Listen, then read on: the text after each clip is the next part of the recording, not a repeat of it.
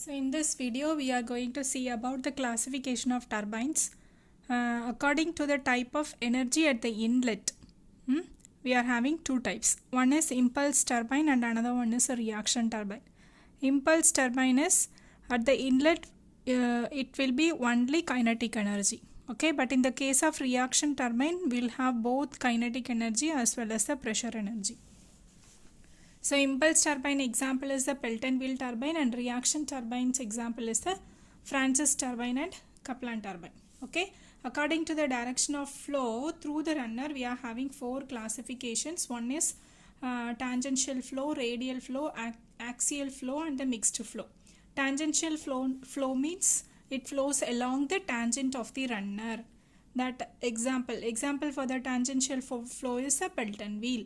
And what about radial flow? It flows in the radial direction. Okay, and for this example radial flow is a inward radial flow, outward radial flow turbine, that and all. Axial flow turbine is it flow through the runner along to the direction parallel to the axis of rotation. Best example is a Kaplan turbine. And mixed flow is it enters radially but it comes out which is parallel to the axis of rotation. Okay, for a tangential flow example is Pelton wheel, radial flow example is Francis turbine and axial flow example is Kaplan turbine. And nowadays modern Francis turbine is an example for the mixed flow. Okay, according to the head at the inlet of the turbine we are having three classifications.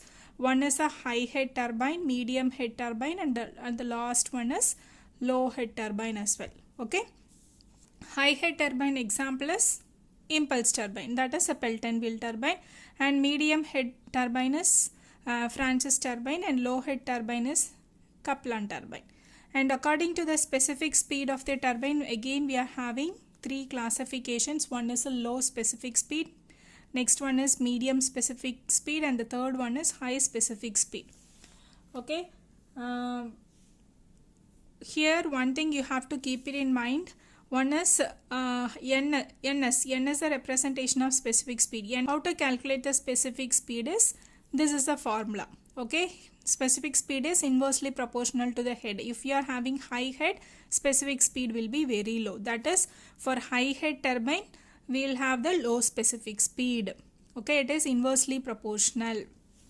Okay, for Pelton wheel head is high, so it will have the low specific speed.